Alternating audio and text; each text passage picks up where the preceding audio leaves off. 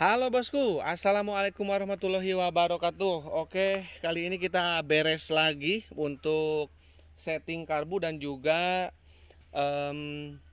blok OB spesial Ninja 2 tak ya. Ini pesanan Bos Dimas untuk saya kirim ke Ngawi.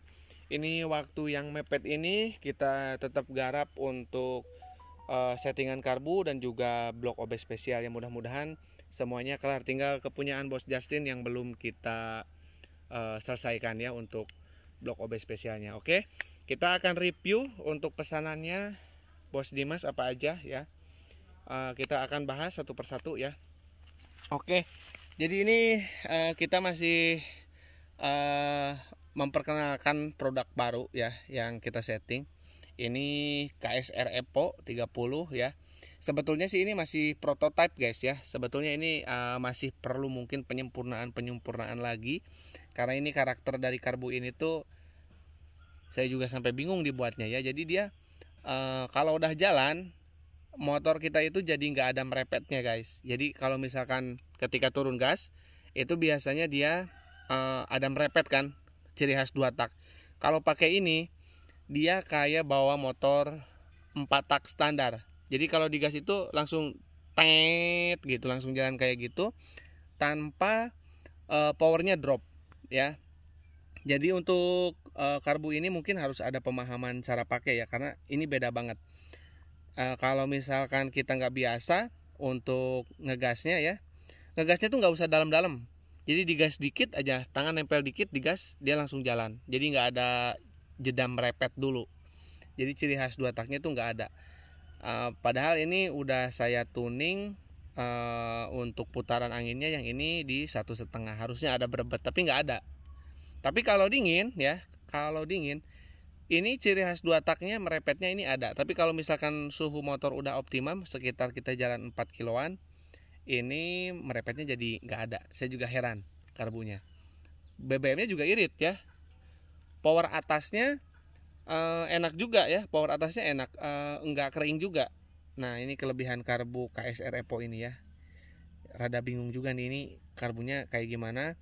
Nanti Bos Dimas mungkin bisa kasih feedback karena ada perbedaan jauh yang mencolok di segi performa karbu ini ya. Kalau untuk power atas saya rasa masih 11-12 lah sama PWK ya. Karena ini memang PWK juga sebetulnya ya kalau ngelihat dari jarum skepnya. Oke, yang ini kita masih prototype. Untuk konsumen pertama itu di Ninja 2 tak yang menggunakan karburator KSR Epo ini cuman Bos Dimas aja ya. Dan saya yang pakai, yang setting ya.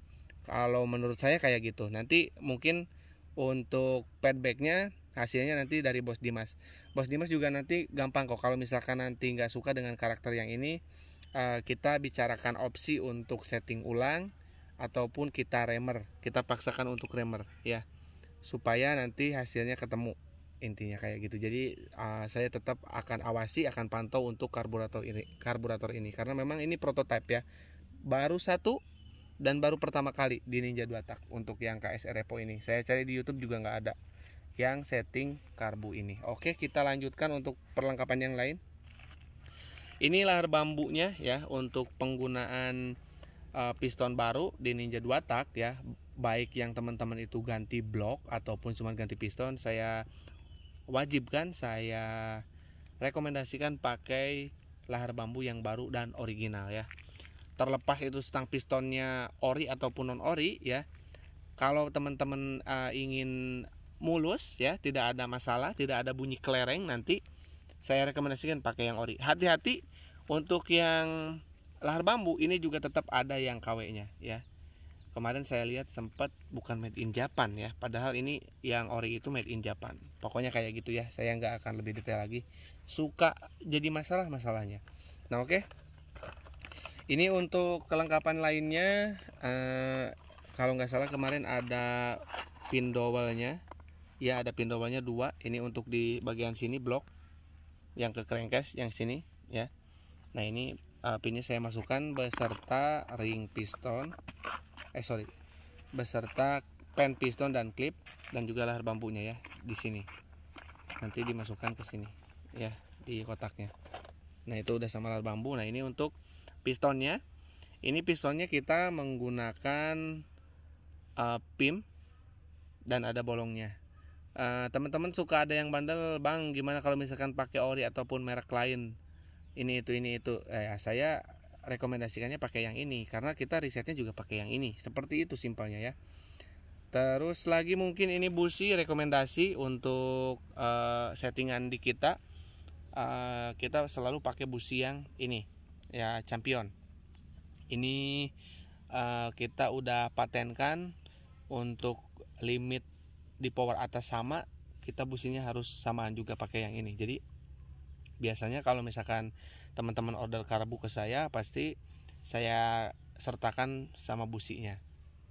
Terus satu lagi oli samping racing, ini untuk dimasukkan ke tangki. Untuk 1 liternya itu gak boleh kurang dari 7 mili, gak boleh lebih dari 10 mili ya penggunaannya. Jadi teman-teman nanti kalau misalkan dirasa motornya tiba-tiba menjadi basah settingannya setelah penggunaan ini, penggunaannya misalkan dikasih 10 mili, coba turunkan ke 7 mili penggunaannya.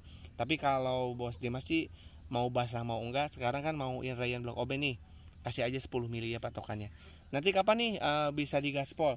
Sebetulnya sih mungkin bisa dikatakan kita nggak pernah patokan kapan bisa digaspol, karena kemarin juga kepunyaan Kang Asep itu baru hidup aja udah di blayer, motornya juga udah langsung dipakai ya. Sebetulnya aman-aman aja, cuman saran saya supaya lebih aman karena teman-teman yang pasangnya ke user bukan mekanik ataupun bengkel, jadi saya sarankan nanti untuk dibawa gaspolnya setelah ini habis setengah, berarti mungkin udah 5 kali full tangki, baru teman-teman pemakaiannya bisa normal, mau digaspol mau kayak gimana pun bawanya boleh. Nah oke, ini untuk bloknya ya, ini bahannya bos Dimas kebetulan bawa sendiri ya, dan ini udah beres kita porting, bisa teman-teman lihat lubang-lubangnya presisi dan dengan pemasangan tiang di chamber. Nah ini ya, ini ya. Kemarin juga kita dihujat juga nih, nggak cuma di YouTube, kemarin ada yang hujat di TikTok juga kemarin.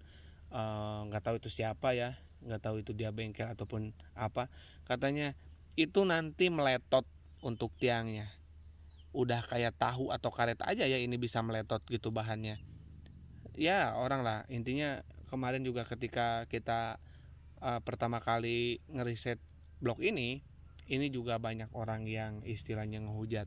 Intinya ngehujatnya itu yang ngejelek-jelekin ya, dia berkarya enggak tapi jelek-jelekin iya. Nah itulah netizen yang kurang bijaksana ya.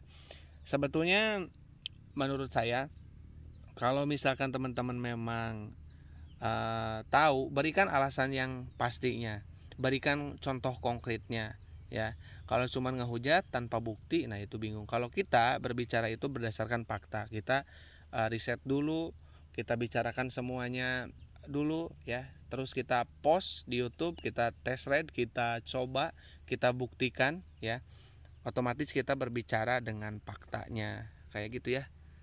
Nah saya juga bingung kok bisa meletot ya, mungkin bahannya dari karet kali ya, karena panas meletot ya, atau mungkin bisa jadi ya untuk yang masalah meletot ataupun melintir itu karena cara pasangnya beda ya.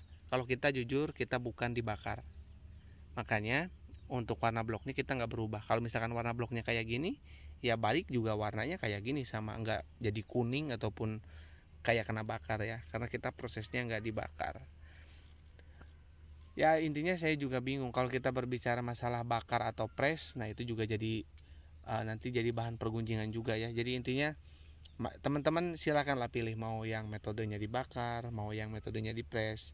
Yang jelas kita bukan dibakar ya, jadi kita nggak main panas-panas ke bloknya. Oke, kayak gitu. Buat teman-teman yang minat boleh WA aja di 081912821531, dan bila ingin melakukan transaksi, rekening saya rekening mandiri atas nama Tata Hendriana ya. Ini kita cukupkan aja ya, karena udah terlalu panjang durasinya, kita tinggal pengiriman aja ya. Untuk yang Kang Asep kemarin langsung dibawa perjalanan lumayan jauh, mungkin total sama saya kemarin pas Inrayan di hari yang sama itu ada total jarak yang ditempuh itu 75 km sampai dengan 100 km ya. Karena saya test ride dan bos Asep langsung dibawa pulang ke Cilopadang motornya ya. Oke, kayak gitu mungkin cukup ya untuk reviewnya.